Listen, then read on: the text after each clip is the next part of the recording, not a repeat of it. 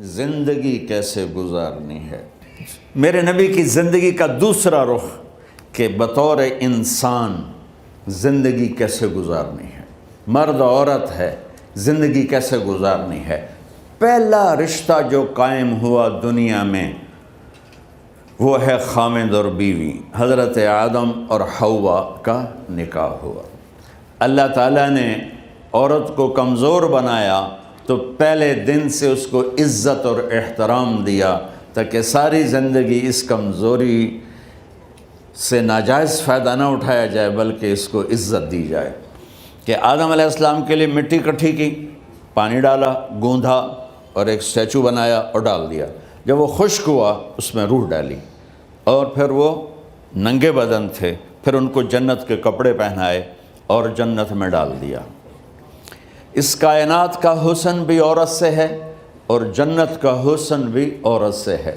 حضرت آدم علیہ السلام جنت میں، لیکن بابے جی دا دل ہی نہیں لگتا، کلے کلے ہی ٹرے پھر دیں۔ اب اللہ نے عورت کو بنانے کا ارادہ کیا تو اللہ ایک ڈھیر مٹی کا اکٹھا کر کے عورت کے لیے بھی بنا دیتا اور اس کا اسٹیچو بنا دیتا اور اس کو خشک ہونے دیتا، پھر اس میں روح ڈالتا، پھر اس کو کپڑے پہناتا۔ آپ حیران ہوں گے، سبحان اللہ، اللہ نے ایسا نہیں کیا۔ آدم علیہ السلام سوئے، آنکھ کھلی تو دیکھا ایک خوبصورت حسین عورت۔ یہ بات اکثر لوگوں کو معلوم ہوگی کہ یوسف علیہ السلام دنیا کے حسین ترین انسان تھے، اور یہ بات شاید کسی کو معلوم نہیں ہوگی کہ دنیا کی سب سے حسین خوبصورت عورت حضرت حوا ہے۔ حوا جن پر بڑھاپا آیا ہی نہیں، 1000 سال کے قریب زندگی گزاری، بڑھاپا نہیں آیا۔ حضرت آدم اور حوا قریب قریب عمر تھی۔ حضرت آدم کی عمر تو کتابوں میں مل جاتی ہے 1000 برس، لیکن حضرت حوا کی عمر کتنی تھی یہ کہیں پڑھنے کو ملا نہیں، اس لیے میں اندازہ کرتا ہوں کہ قریب قریب ہوگی۔ بڑھاپا نہیں آیا، بیماری نہیں آئی۔ اور حضرت حوا کو مینسز بھی نہیں آتے تھے۔ یہ عجیب بات آپ کو بتاؤں، اللہ نے اتنا جنت کا ان کے اندر نمونہ رکھا۔ تو جب حضرت آدم کی آنکھ کھلی تو دیکھا ایک حسن کا پیکر، انہوں نے تو جنت ہی بھول گئی۔ کہنے لگے یا اللہ ہن دل ٹھریا جا کے، یا اللہ کون ہے؟ کہ تیری بیگم۔ کہ واہ جی واہ، موجاں ہی موجاں۔ تو اللہ تعالیٰ نے نکاح پڑھایا۔ سبحان اللہ، اپنے نبی کی شان دوبارہ سنو۔ تو اللہ نے کہا آدم اپنی بیگم کا مہر ادا کرو۔ تو وہ پوچھنے لگے کیا مہر ہے؟ دیکھو ایک بات سنو، مہر کسی کی بیٹی کی قیمت نہیں ہوتی۔ $1 ہو یا $1 ٹریلین ہو، بیٹی کی کوئی قیمت نہیں ہوتی۔ یہ ایک نشان ہے کہ اس بچی پر اب یہ جو خامند ہے وہ موت تک خرچہ اس کے ذمہ ہے، بیوی کے ذمہ خرچہ نہیں ہے۔ خامند کما کے لائے گا اور اپنی بیگم کو کھلائے گا، اور بیوی گھر کی ذمہ داری نبھائے گی۔ تو خیر وہ الگ بات چلی جائے گی۔ اللہ تعالیٰ نے کہا کہ مہر ادا کرو۔ کہا جی کیا مہر ہے؟ تو میرے اللہ نے کہا تیری نسل میں میرا آخری نبی آئے گا، اس پہ ایک دفعہ درود پڑھ دے، یہ مہر ہے۔ اچھا، شروع دن سے ہے کہ میں نے قبول کیا۔ قبول کیا کا مطلب ہے کہ میں اس لڑکی کو قبول کر رہا ہوں، اس کی کمیوں کے ساتھ بھی خوبیوں کے ساتھ بھی۔ اور جب لڑکی کہتی ہے سائن کرنا قبول کیا ہے، یا زبان سے کہے قبول کیا ہے، تو یہ اس بات کی گارنٹی ہے کہ میں نے اپنے اس لڑکے کو خامد ہونے کے طور پہ قبول کیا، اس کی کمیوں کے ساتھ بھی، اس کی خوبیوں کے ساتھ بھی۔ اور جو ہی شادی ہو کر ڈولی سسرال کے گھر جاتی ہے تو ٹیسٹ شروع ہو جاتا ہے، کی کر دیے، باندھی کے میں، اٹھیندی کے میں، بول دی کے میں۔ اور اس میں بہت زیادہ نیگیٹو کردار ہے سسرال کا، کئی لڑکیوں کا، کیونکہ ہم نے اپنے نبی کی زندگی نہیں قبول کیا۔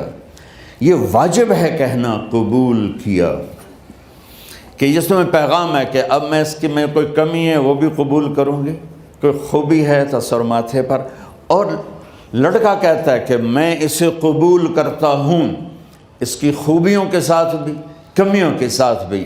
یہ بات یاد رکھنا، پرفیکشن کبھی تلاش نہ کرنا، پرفیکشن کبھی تلاش نہ کرنا۔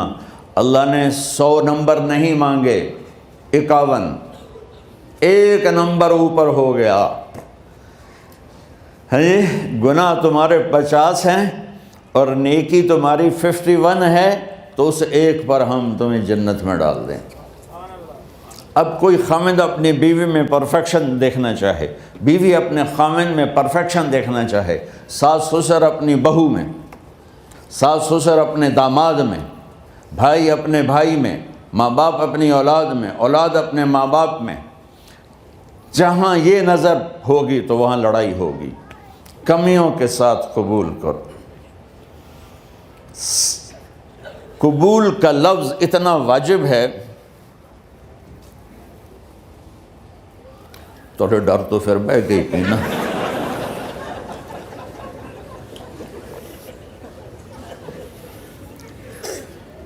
قبول کا لفظ اتنا ضروری ہے کہ اس کے بغیر نکاح ہی نہیں ہوتا۔ میں یہ کئی جگہ لطیفہ سنا چکا ہوں، اور واقعی قصہ بھی ہے، ایسے لطیفہ نہیں ہے۔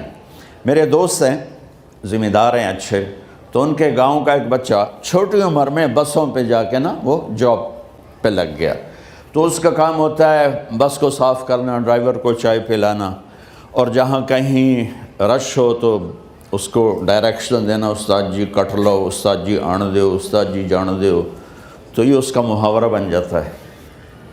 اب اس کا نکاح ہوا تو مولانا صاحب نے کہا بھائی عبد الرحمن، میں فرضی نام لے رہا ہوں، نام مجھے اس کا یاد نہیں، عبد الرحمن زینب بنت اسلم نو تیرے نکاح دیتا 500 مہر تو قبول کیتا؟ تھوڑی دیر سوچ کے کہندا جی آن دیو۔ اس نے ساری زندگی آن دیو ہی سیکھا تھا، تو اس کے بھائی نے اس کو کوئی نہیں ماری، تو کہنے لگا جی جان دیو۔ مولانا صاحب نے کہا آن دیو جان دیو نال کم نہیں بننا، تو آگا میں قبول کیتا۔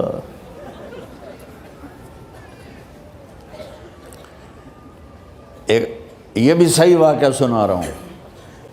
ایک نوجوان نے بیوی کو 3 طلاق دے دی کٹھی، اب ہو گیا پریشان، مولانا صاحب کے پاس گیا، کوئی میرے جیسا ہوگا، مولانا صاحب 3 طلاق دے بیٹھا، کوئی مسئلہ کا حرام؟ کہا جی کوئی رستہ حرام، کوئی گنجائش حرام۔ اس نے جیب سے موٹا سا لفافہ نکالا اور مولانا کے جا نماز کے نیچے ڈال دیا، کہ مولانا صاحب کوئی گنجائش؟ کہ ہن تو سوچنا ہی پوے کی آکھیا ہی تو اپنی بیگم نو؟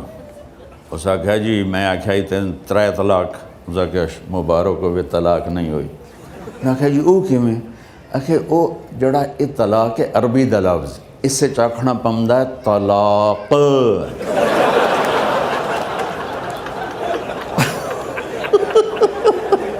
یہ آپ کو صحیح واقعہ سنا رہا ہوں۔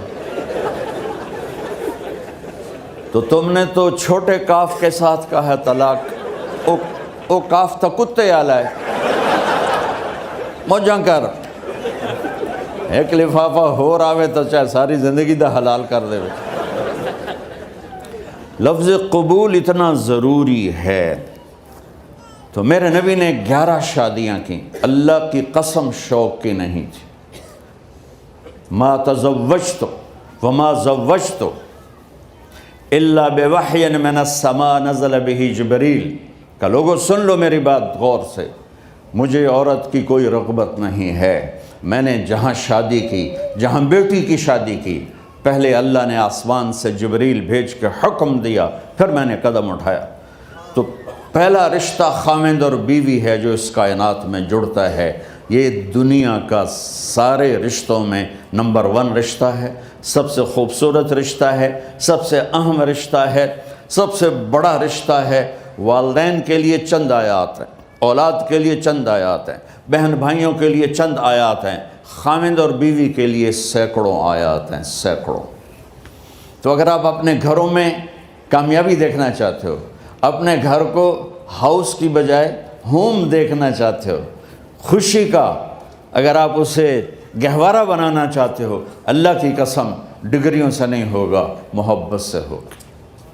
میرے نبی سے پوچھا گیا یا رسول اللہ اسلام کا سب سے مضبوط عمل، نہیں، میرے نبی نے سوال کیا، بولو بھائی اسلام کا سب سے مضبوط عمل کیا ہے؟ صحابہ نے کہا نماز۔ نہیں، سبحان اللہ، ابھی میں نماز کی کتنی اہمیت بتا چکا۔ انہوں نے عرض کیا جہاد، آپ نے فرمایا نہیں۔ تو صحابہ نے عرض کیا روزہ، آپ نے فرمایا نہیں۔ اللہ اکبر۔ کہ یا رسول اللہ حج، آپ نے فرمایا نہیں۔ تو سارے صحابہ حیران ہو گئے، یا رسول اللہ نماز، جہاد، روزہ، حج، تو پھر کیا ہے؟ اب سننا سارے بہن بھائی، مستورات، بچے بچیاں، آپ نے فرمایا اسلام کا سب سے مضبوط اور بڑا عمل ہے آپس میں اللہ کے لیے محبت کرنا۔ اگر آپ اپنے گھروں میں حسن دیکھنا چاہتے ہو تو ایک دوسرے سے محبت کرو، اظہار محبت کرو، اور محبت کے پیدا ہونے کے لیے بہت ساری چیزیں ہیں، لپیٹ کے 2 میں کر لیتا ہوں، 2 میں۔ بیوی کی خوبی دیکھو، کمی نہ دیکھو، خاوند کی خوبی دیکھو، کمی نہ دیکھو، پہلی بات۔ دوسری بات، اس زبان سے زہر نہ اگلو محبت کے پھول، اس زبان سے کڑوے جملے نہ ہوں، طنز نہ ہو، ٹانٹنگ نہ ہو، بےعزت نہ کرو، انسلٹ نہ کرو، تو آپ کے دل جڑ جائیں گے۔ یاد رکھو شکلوں سے زندگی آباد نہیں ہوتی، زندگی اخلاق سے آباد ہوتی۔ تو اپنے گھر سے ٹانٹنگ نکال دو۔ نہ کہا کا مطلب ہے بارش کا زمین میں جذب ہو کر یکجان ہو جانا، 2 زندگیوں کا محبت میں جذب ہو کر یکجان ہو جانے کو نکاح کہتے ہیں۔ نہ کہا آنکھوں میں نیند کا اتر کے سلا دینا، نہ کہا خاوند اور بیوی کا ایسی محبت دینا کہ چین کی نیند آ جائے، نہ کہا اعتماد کرنا، بھروسہ کرنا، خاوند بیوی پہ بھروسہ کرے، بیوی خاوند پہ بھروسہ کرے۔ اے نوے لوک کے فون چیک ہو رہے ہوئے، کال کتنے کی تھی، کال کتنے کی تھی۔ عزت دو، اعتماد کرو۔ چوتھا مطلب درخت کا چھاؤں بنا دینا، نہ کہا میاں اور بیوی، خاوند اور بیوی کا محبت کی ایسی چھاؤں بنانا کہ اس کے نیچے اولاد کا پودا خوبصورتی سے پیدا ہو سکے۔ نہ کہا، صرف لفظ نکاح کے مطلب بتا رہا ہوں، نہ کہا مریض کو، کدھر ڈاکٹر بیٹھے ہیں، میرے سامنے بیٹھے ہیں، مریض کو دوا ایسی دینا کہ وہ شفا یاب ہو جائے، آپس کے ایسے تعلق بنانا کہ زندگی کو شفا مل جائے۔ میرے بھائی بہنوں، میں آپ کو اپنے نبی کی زندگی بتا رہا ہوں۔ میرے نبی نے 11 شادیاں کی، اللہ ذوالجلال کی قسم، صرف ہمیں زندگی سکھانے کے لیے کہ گھر کی زندگی کیسے ہوتی ہے اور اولاد کو کیسے پالا جاتا ہے۔ اب لوگ کیا مجبوریاں ہیں کہ عورت بھی جاب کرتی ہے، مرد بھی جاب کرتا ہے۔ عورت کی سب سے بڑی جاب اپنی نسل کو پالنا ہوتا ہے۔ جب یہاں ٹائم نہیں ملتا بچے کو، نہ ماں سے ملتا ہے نہ باپ سے ملتا ہے، تو پھر وہ جنگل کا پودا بن جاتا ہے۔ یہ تو وینکوور ہے، فیصل آباد کی بات سناتا ہوں۔ میرے بچے جس اسکول میں پڑھتے تھے ان کے پرنسپل سے میری دوستی تھی، میں ملنے گیا ایک دن، تو کہنے لگے جی عجب واقعہ ہوا ہے کہ یہاں 2 بچے پڑھتے ہیں، ان کی ماں بھی ڈاکٹر ہے اور باپ بھی ڈاکٹر ہے، تو وہ دونوں آئے ہیں میرے پاس کہ ہمارے بچوں نے 3 دن ہو گئے ہیں گھر میں کھانا نہیں کھایا، تو ہم پریشان ہیں، ہمیں بتاتے نہیں، کائنڈلی آپ پوچھ کے بتائیں کہ وہ کھانا کیوں نہیں کھا رہے۔ ایک باری کر کے بھی دکھا دو.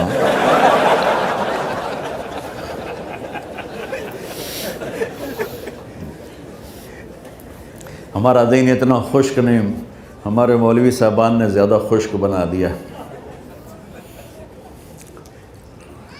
تو انہوں نے دونوں بچوں کو بلایا. سننا، سارے فیملیز بیٹھے ہو جہاں میں فیملی کی زندگی کو فوکس کر کے نبی سے جوڑ کے بتا رہا ہوں، طارق جمیل کے تجربے نہیں بتا رہا. دونوں بچوں کو بلایا. بیٹا آپ کھانے کو نہیں کھا رہے؟ کہا جی ہم اپنے ممی اور بابا کے سامنے نہیں بتائیں گے. تو انہوں نے دونوں کو باہر بٹھا دیا. پھر پوچھا اب بتاؤ کیا مسئلہ ہے؟ ان کا سر ہم صبح جب ناشتہ کرتے ہیں تو ہمارے ممی ڈیڈی سو رہے ہوتے ہیں، ہماری ان سے ملاقات نہیں ہوتی. جب ہم اسکول سے واپس آتے ہیں تو ممی ڈیڈی اپنے میڈیکل کالج میں ہوتے ہیں، ہاسپٹل میں ہوتے ہیں، تو ہمیں ان کو دیکھنے کا موقع نہیں ملتا. شام کو جب ہم کھانا کھاتے ہیں تو یہ دونوں اپنے پرائیویٹ کلینک میں ہوتے ہیں، تو ہم ان کو دیکھ نہیں پاتے. پورا ہفتہ گزر جاتا ہے، ہمیں ماں باپ کی شکل نظر نہیں آتی.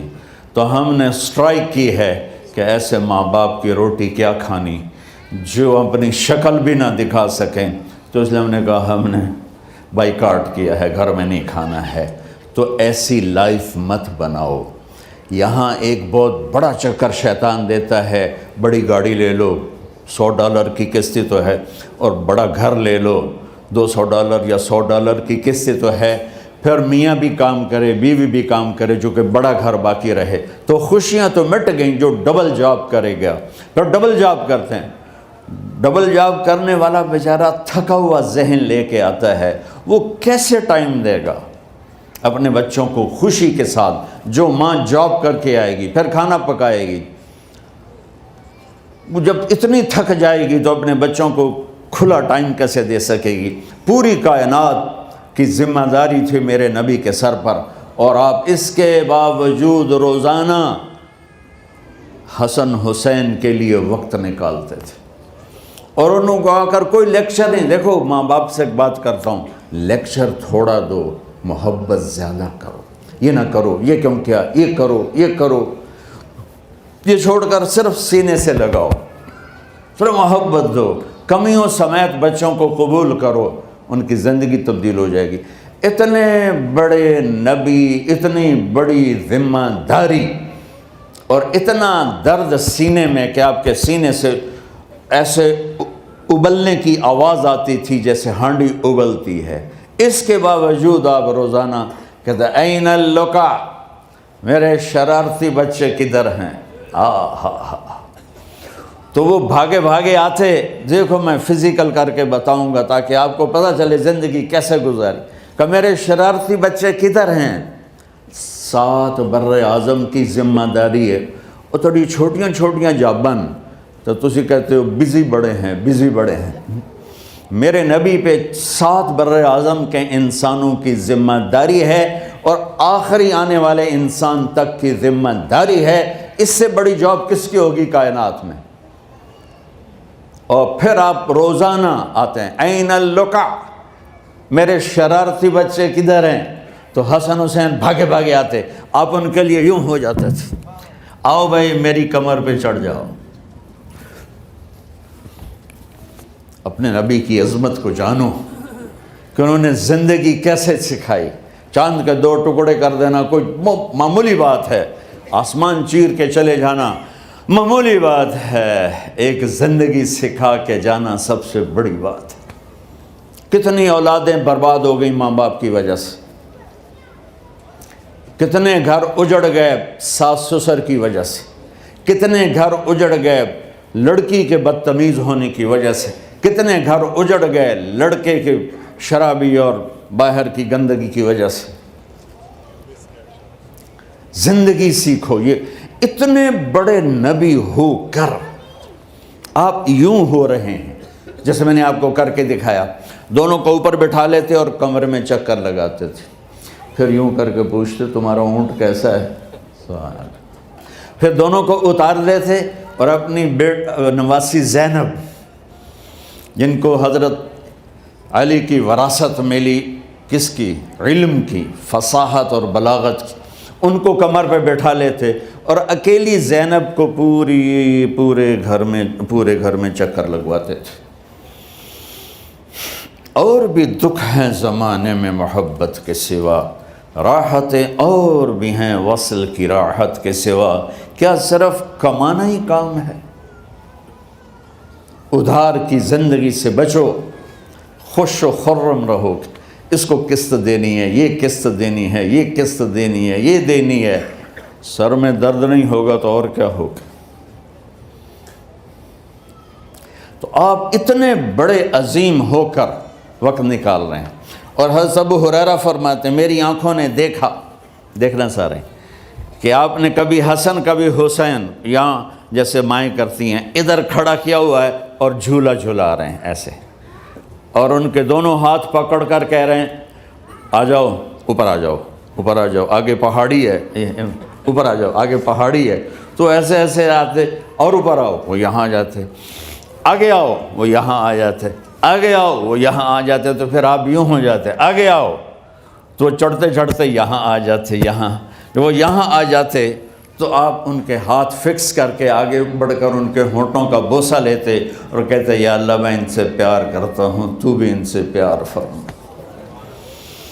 بھائیو اللہ کی قسم، پیسے سونے چاندی سے زندگی میں خوبصورتی نہیں آتی، نبی کی غلامی سے زندگی میں خوبصورتی آتی ہے۔ اتنے بڑے نبی ہیں اور حضرت عائشہ سے کہہ رہے ہیں دوڑ لگائیں۔ یہاں کسی مولانا سے پوچھو اپنی بیوی سے کبھی کہا اس نے کہ دوڑ لگائیں؟ الٹا سوٹا لے آتے کھلو جاوے گا۔ عائشہ دوڑ لگائیں، اور واپسی کہاں سے ہو رہی ہے؟ دوڑ کہاں لگ رہی؟ جہاد کے سفر سے واپسی ہو رہی، اور آپ نے اپنے صحابہ سے کہا سب آگے چلے جاؤ۔ جب سارے آگے چلے گئے اور کوئی نظر نہیں آ رہا تو آپ نے کہا عائشہ آؤ دوڑ لگائیں۔ تو حضرت عائشہ کہتی ہم نے دوڑ لگائی تو میں آگے نکل گئی لیکن ابھی پیچھے رہ گئے۔ کچھ سال گزرے تو پھر ہم سفر سے واپس آ رہے تھے تو آپ نے صحابہ سے فرمایا سب آگے چلے جاؤ، چلے گئے۔ آپ نے کہا عائشہ دوڑ لگائیں؟ کہ جی لگائیں۔ کون دنوں میں ذرا موٹی ہو گئی تھی تو پھر اللہ کے نبی آگے نکل گئے، میں پیچھے رہ گئی۔ تو آپ نے کہا عائشہ ہذہ بتلک، آج تو اور میں برابر